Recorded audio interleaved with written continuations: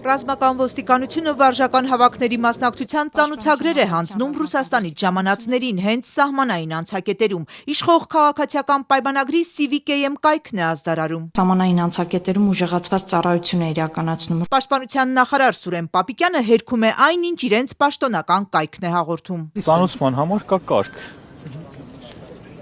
Ծանոթությունը սովորաբար լինում է ըստ այդ կարգի։ Այնտեղ ծանոթություն իրականացնել ֆիզիկապես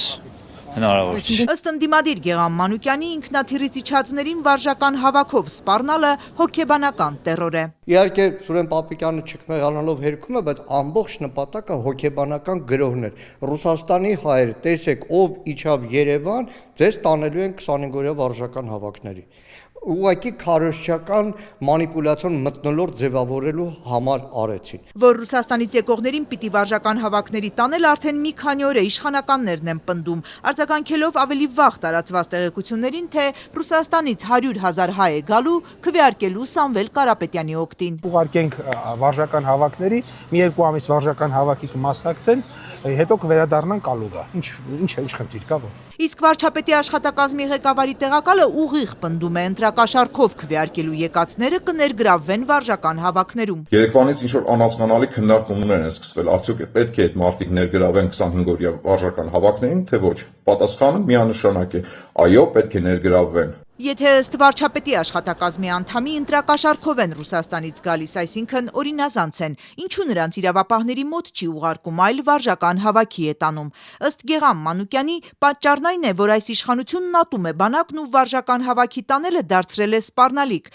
քաղաքական հակառակորդներին լռեցնելու ուղղություն։ Վարժական հավաքները այս իշխանությունը արդեն քանի տարվա իրենց հայտարարություններով, գործողություններով դարձրել են պատժի միջոց։ Այսօր Զվարթնոտ օդանավակայանում Մոսկվայից ու ռուսական այլ ուղղությունների ժամանող հայերի հանդիպեցինք։ Տղամարդկանցից ոչ ոք սահմանային անցման գոտում ծանոթագիր չէր ստացել։ Ոչ մի տիպի առաջարկ, ստուգում,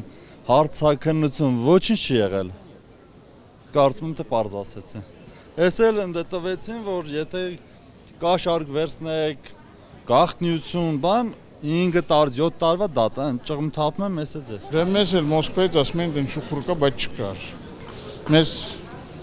Մենք դες բան չենք տեսել։ Չէ, չենք հանդիպել նման ոչ մի բանի։ Մենք էլ ճիշտ ասած այնտեղ լսել էինք, բայց ոնց միշտ եկել ենք, նույն ձև եկել ենք։ Օդանավակայանի ժամանման սրահի մուտքի մոտ սակայն երեկվանից հերթապահում են ռազմական ոստիկանության ներկայացուցիչներ։ Ինչ են անում, ասացին ծառայություն, ինչ ծառայություն։ Սուրեն Պապիկյանը մանրամասնեց։ Դա կարող է լինել օպերատիվ ինֆորմացիայի հիման վրա, կարող է լինել այլ ֆունկցիոնալ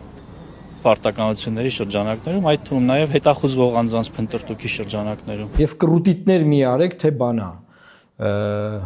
Մենք միշտ հետախուզվող ենք փնտրում բան։ Ամոթա մի խապեք մարդկանց։ Լուսավոր Հայաստանի առաջնորդ Էդմոն Մարուքյանը հորդորում է արագ հեռացնել ռազմական ոստիկաններին օդանավակայաններից, որտեղից էլ գան Հայաստանի քաղաքացիները ընտրության իրավունք ունեն, ասում է։ Պարզ չէ մարդիկ եկել են ընտրության թե չէ, պարզ չի ում են ընտրելու, դուք գլուխ եք գոմ, որ ձեզ են ընտրելու, թող գան, եւ վերջինն է, որ բանակը ձեր համար բանտ չի, որ ձեր պատկերացումներով մարդ պատժելու համար բանի ծանուցագիր տակ, հավաքների ծանուցագիր տակ մարդկանց։ Եղավ։ Ընդդիմադիրներից Գեղամ Մանուկյանի կարծիքով ռազմական ոստիկանների ներկայությունն անցակետերում նույն հոգեբանական գրոհի շրջանակներում է։ Բաքրատաշենում բոլոր սահմանային անցակետերում որևէ ֆունկցիա չունի ռազմական ոստիկանը։ Որևէ ֆունկցիա, որովհետև եթե մարդը հետախուզում է ծառայության հետ կապված, սահմանապահների, ոստիկանների դոսիեներում օդանավակայանում ինքնաբերաբար կար եւ շատ հաճախ այնտեղ մարդիկ ձերբակալվել են։ Պատգամավորը նկատում է, եթե այնուամենայնիվ սպառնալիքներից բացի Հայաստան եկողները վարժական հավաքի ծանուցագիր ստանան այս օրերին, օրենքի խախտում է։ Առաջիկա հավաքը հունիսի 9-ից է, ծանուցումները բաժանված են վաղուց։ Այսօր ով էլ Ռուսաստանից, Մոսկվայից, Ամերիկայից, Ֆրանսիայից ինքնաթիռը դիշնի, ժամանակները ժամկետը անցել է, այլևս որևէ մեկին մինչև օգոստոսի ծանուցագիր չեն կարող տալ։ Միաժամանակ չի բացառում, որ ծանուցում էլ կտանեն էլ։ Հայաստանում իշխանությունը այլևս դատարան է, դատախազ է, ԱԱՑ է, քննչական է, գաղտնալսող է եւ բոլոր ֆունկցիաները վերցնում են։ Մեր հայրենակիցներից շատերը, որոնք Ռուսաստանում են ապրում, Ամերիկա, Ֆրանսիա, որոնք այս կամ այն պատճառով եկել են հայրենիք